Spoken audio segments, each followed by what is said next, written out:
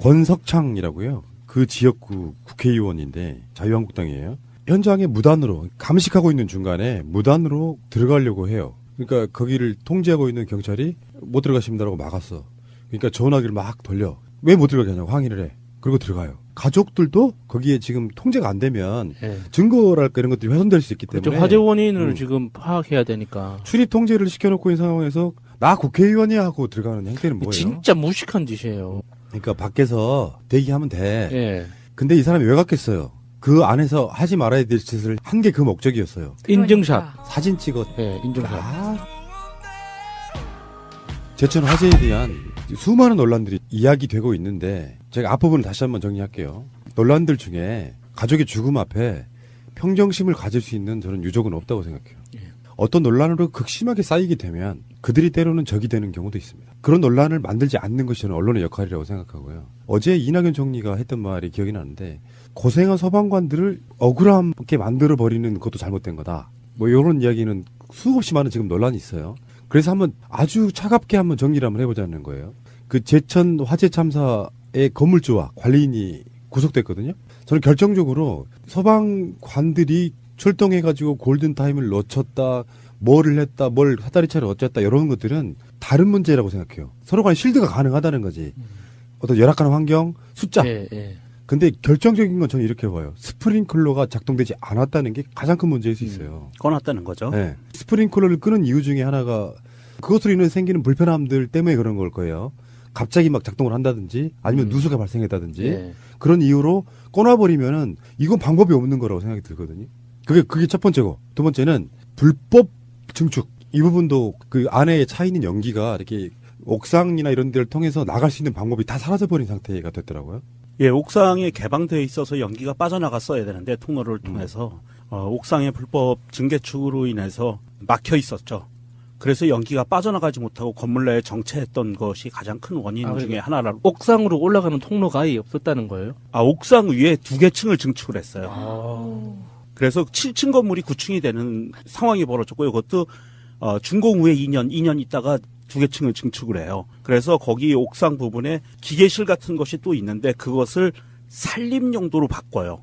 아, 주거도 가능하게끔 만든 거였죠. 테라스 그런 부분은 완전 불법이었어요. 그렇게 해서 연기가 빠져나갈 수 있는 공간이 확보가 되지 못했다. 비상시에. 그래서 연기가 정체됐기 때문에 그런 큰 피해가 발생한 원인도 될 수 있었고요. 그 기계실 용도를 변경하지 않고 일부 시설을 고치는 경우에는 굳이 허가를 받지 않아도 되지만 살림집을 차릴 정도로 구조를 아예 바꾸려면 용도 변경 허가를 받아야 된다고 하거든요. 맞습니다. 그래서 경찰은 불법 증축과 관련해서도 건물주를 조사하기로 했고 다만 지금 현재 소유주로 밝혀져 있는 강현삼의 처남이죠. 이모 씨가 지난 8월 이 건물을 경매를 통해 낙찰받았다는 점에서 전 소유주 박모 씨에 대한 수사도 필요한 것으로 보입니다. 사실 그런 정황들이 지금 있고 의심되는 부분이 있는데 사실 이 제천 스포츠센터 빌딩 화재에 있어서 가장 지금 경찰이 구속까지 하면서 조사하려고 하는 핵심적인 부분은 뭐냐 하면 최초 신고자의 부분이에요.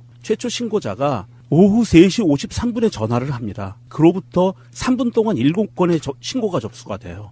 그런데 이 최초 신고자 여성이었는데요. 스포츠센터 내부에 있는 전화로 1층 주차장 차량에 불이 났다라고 신고했는데 본인은 행인이라고 얘기를 해요. 그러니까 여성이 신고를 했는데 스포츠센터 내부에 있는 유선 전화로 전화를 했어요. 그런데 본인은 지나가는 행인이라고 신고를 해요.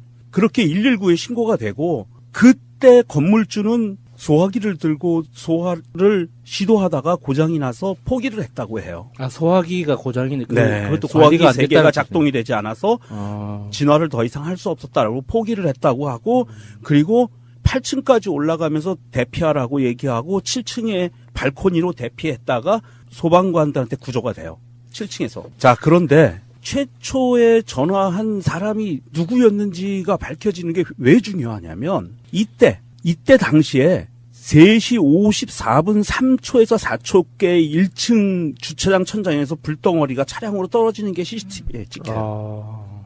그러면 불이 붙자마자 이 여성은 알고 전화를 했다는 거예요. 그러니까. 근데 왜 굳이 본인이 행인이라고 했을까? 그렇죠. 약간 이상하죠. 그러면서 그 당시에 스포츠센터 건물에서 나온 것으로 추정되는 어떤 남성이 지나가는 장면이 나와요. 불나는 1층에 필로티 천정 쪽에 지나가는 장면이 나오는데 지나가면서 유유히 지나가요. 그러니까 이 사람을 폄하하는 게 아닙니다. 아무 일도 없다는 듯이 지나가다가 뒤를 돌아보는데 뒤를 돌아보는 순간 불덩어리가 떨어지는 거예요. 그러니까 이 사람은 불이 났다는 걸 몰랐어요. 예. 지나가는 사람은. 예. 그리고 지나가고 나서 보니까 불이 난 거였어요. 그런데 그 시간 전에 여성이 전화를 한 거예요. 119에. 이상하죠? 실내에서 어떻게 알았을까, 불이 난 것을.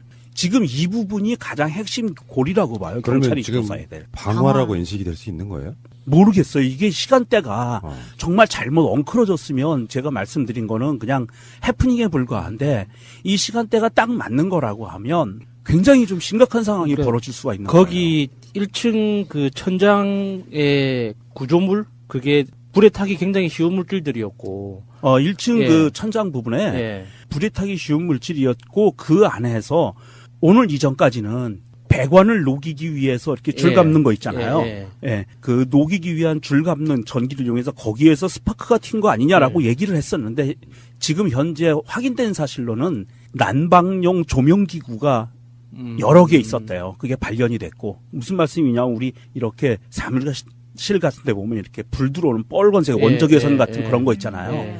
그런 걸로 추정이 돼요. 난방용 등기구로 있으니까. 요즘에 많이 쓰는 것 중에 하나가 그 1초 난방 조명이 있어요. 지금 예. 이제 걸어가지고 불 딱 켜면 뜨거운 예. 욕실내에서 많이 쓰는 건데 그런 것도 가능하다고 보고. 예, 그래서 그게 천장에 그 동파를 방지하기 위해서 그것을 넣은 것으로 추정이 되고 있고요. 그리고 그것이 날이 따뜻하니까 열이 받아서 화재가 시작된 거 아닌가라는 예. 추정을 하고 있는데 그러니까 요즘 날씨가 급격히 추워지면서 예. 거기 배관이 얼었다 녹았다 하는 그런 일이 계속 있었다고 하더라고요. 예, 그래서 예. 그 초기에 지하에 있던 그 빌딩 관리인인지 하는 분이 화재가 난 것 같아서 1층에 올라와 보니까 천정에서 불이 붙었다라고 이야기를 증언을 했었어요. 초기에. 그분이 얘기한 거하고 맞는 것 같아요. 그래서 난방용 동파 방지용 등기구에서 불이 시작된 것 같다라는 거는 이제 어느 정도 추정이 되는데 화재 신고 시간들이 조금 애매하기는 해요. 근데 그 부분 있잖아요. 그 유선 전화로 통화를 했다는 부분은 어느 정도 이해되는 부분이 있어요. 왜냐하면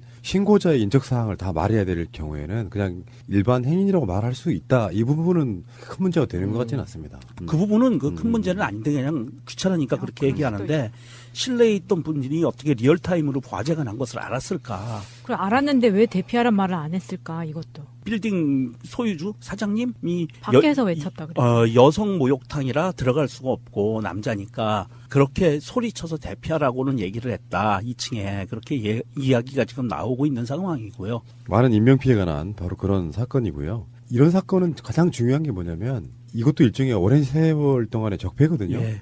건축 자재라든지 만약에 소방관들의 잘못이 있다고 해도 그것도 오랜 세월 동안에 여러 가지 적폐가 쌓인 거예요. 제천에서 출동할 수 있는 인원이 소방관이 4명이다. 이것도 적폐예요. 그러면 그래서 이번에 왜 공무원 뭐 숫자 늘리는 그 예산안 통과시킬 때 그래서 민주당 쪽에서는 증원이 아니고 충원이라는 얘기를 계속 썼거든요. 예. 단순히 늘리는 게 아니고 부족한 자리를 메꾸는 거다. 법적인 것을 채우지도 못하고 있잖아요.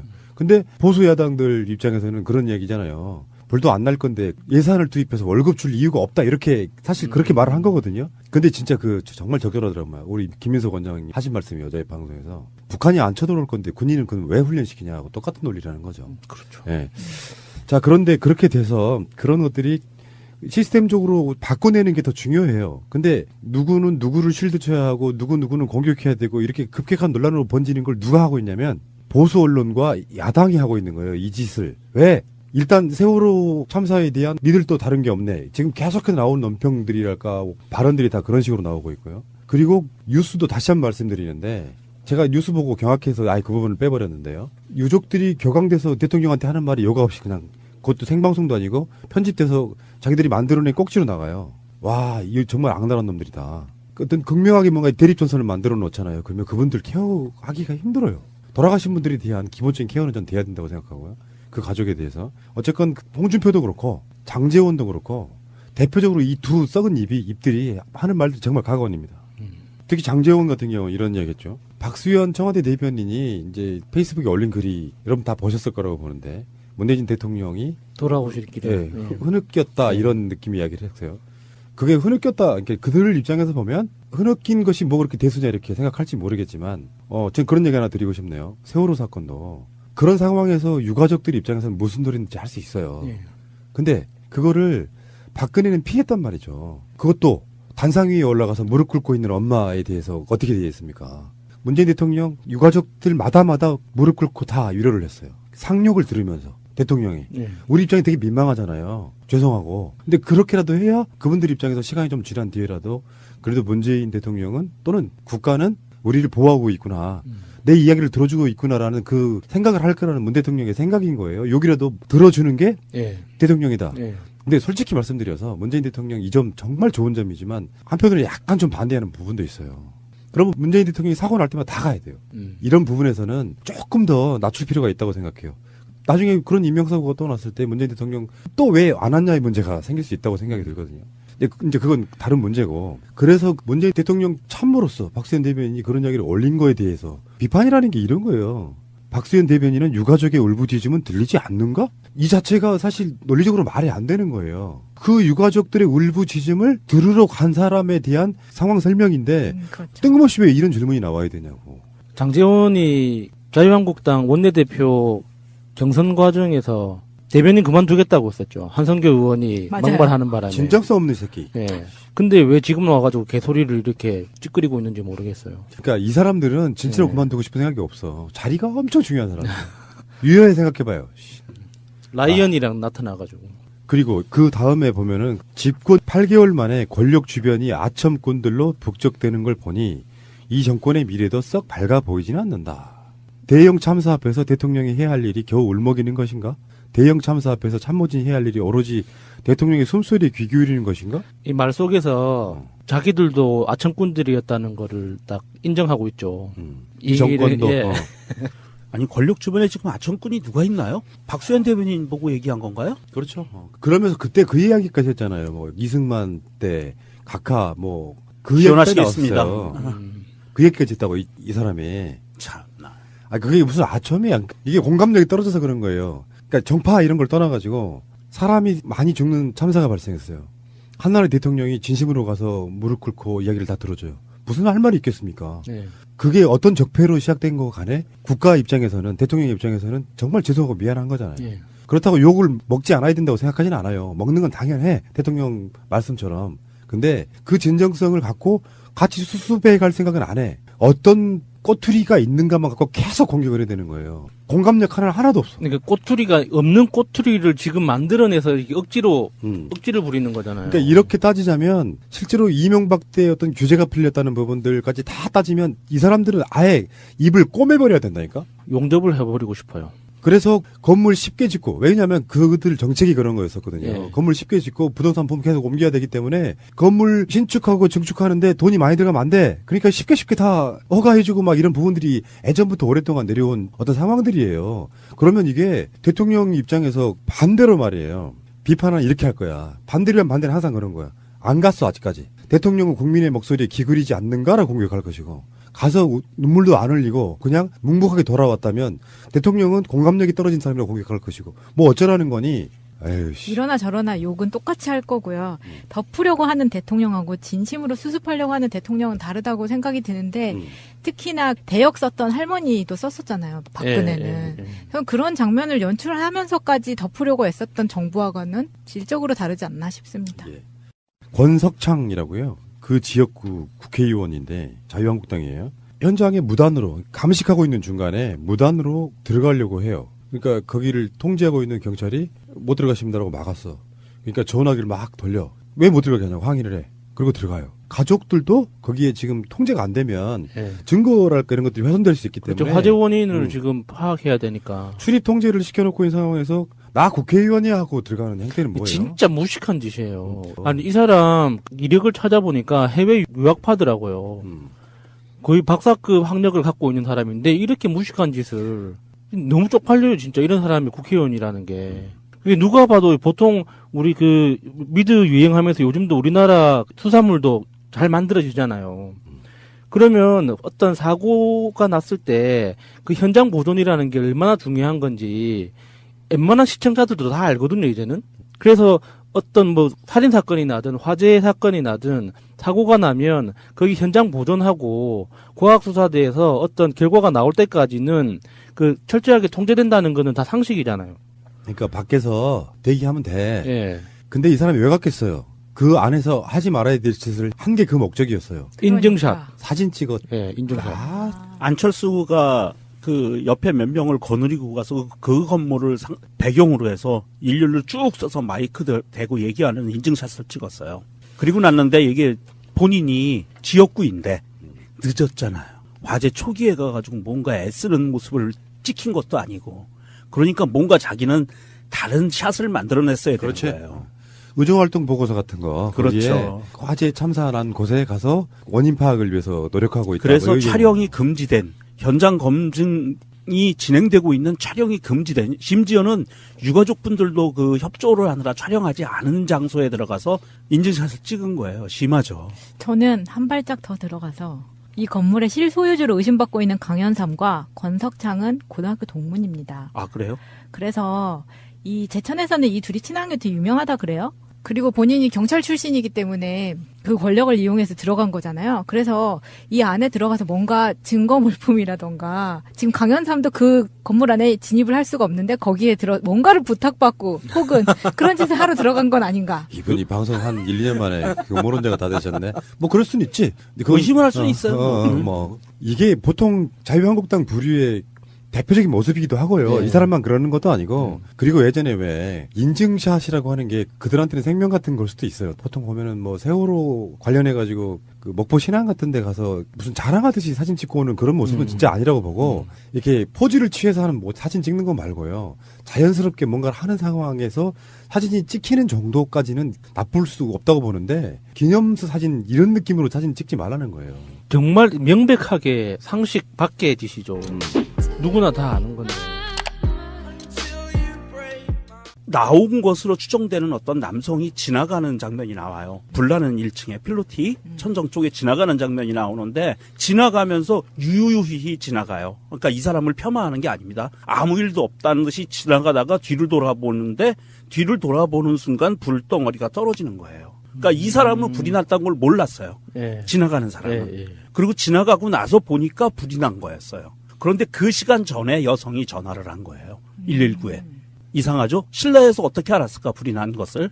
지금 이 부분이 가장 핵심 골이라고 봐요. 그러면 경찰이 지금 조사해야 될. 방화라고 방화. 인식이 될 수 있는 거예요? 모르겠어요. 이게 시간대가 어. 정말 잘못 엉클어졌으면 제가 말씀드린 거는 그냥 해프닝에 불과한데 이 시간대가 딱 맞는 거라고 하면 굉장히 좀 심각한 상황이 그러니까 벌어질 수가 있는 거예요. 거기 1층 그 천장의 구조물 그게 불에 타기 굉장히 쉬운 물질들이었고. 1층 예. 그 천장 부분에 예. 불에 타기 쉬운 물질이었고 그 안에서 오늘 이전까지는 배관을 녹이기 위해서 이렇게 줄 예. 감는 거 있잖아요. 예, 예. 그 녹이기 위한 줄 감는 전기를 이용해서 거기에서 스파크가 튄 거 아니냐라고 얘기를 했었는데 지금 여기 옥상 부분에 기계실 같은 것이 또 있는데 그것을 살림 용도로 바꿔요.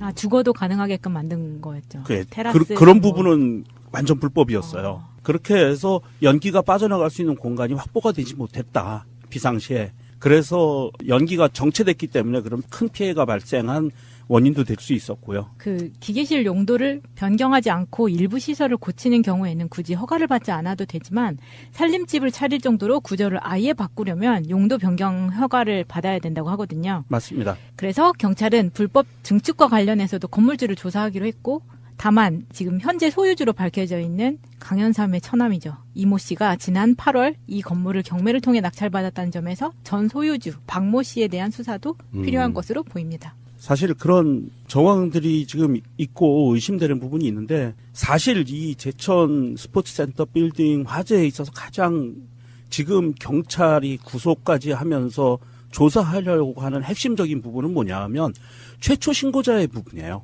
최초 신고자가 오후 3시 53분에 전화를 합니다. 그로부터 3분 동안 7건의 신고가 접수가 돼요. 그런데 이 화재 참사의 건물주와 관리인이 구속됐거든요.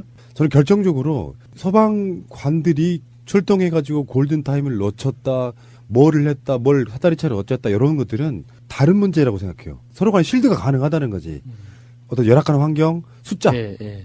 근데 결정적인 건 저는 이렇게 봐요. 스프링클러가 작동되지 않았다는 게 가장 큰 문제일 수 있어요. 꺼놨다는 거죠. 네. 스프링클러를 끄는 이유 중에 하나가 그것으로 인해 생기는 불편함들 때문에 그런 걸 거예요. 갑자기 막 작동을 한다든지 아니면 누수가 발생했다든지 예. 그런 이유로 꺼놔버리면은 이건 방법이 없는 거라고 생각이 들거든요. 그게 첫 번째고 두 번째는 불법 증축 이 부분도 그 안에 차 있는 연기가 이렇게 옥상이나 이런 데를 통해서 나갈 수 있는 방법이 다 사라져버린 상태가 됐더라고요. 예, 옥상에 개방되어 있어서 연기가 빠져나갔어야 되는데 통로를 통해서 옥상의 불법 증개축으로 인해서 막혀 있었죠. 그래서 연기가 빠져나가지 못하고 건물 내에 정체했던 것이 가장 큰 원인 아, 중에 하나라고. 옥상으로 올라가는 통로가 아예 없었다는 거예요? 옥상 위에 2개 층을 증축을 했어요. 아. 그래서 7층 건물이 9층이 되는 상황이 벌어졌고요. 그것도 준공 후에 2년 있다가 2개 층을 증축을 해요. 그래서 최초 신고자 여성이었는데요. 스포츠센터 내부에 있는 전화로 1층 주차장 차량에 불이 났다라고 신고했는데 본인은 행인이라고 얘기를 해요. 그러니까 여성이 신고를 했는데 스포츠센터 내부에 있는 유선 전화로 전화를 했어요. 그런데 본인은 지나가는 행인이라고 신고를 해요. 그렇게 119에 신고가 되고 그때 건물주는 소화기를 들고 소화를 시도하다가 고장이 나서 포기를 했다고 해요. 아, 소화기가 고장이네. 그것도 소화기 관리가 안 3개가 됐다는 작동이 되지 않아서 진화를 더 이상 할 수 없었다라고 포기를 했다고 하고 그리고 8층까지 올라가면서 대피하라고 얘기하고 7층에 발코니로 대피했다가 소방관들한테 구조가 돼요. 7층에서. 자, 그런데 최초에 전화한 사람이 누구였는지가 밝혀지는 게 왜 중요하냐면 이때 당시에 3시 54분 3초에서 4초께 1층 주차장 천장에서 불덩어리가 차량으로 떨어지는 게 CCTV에 찍혀요.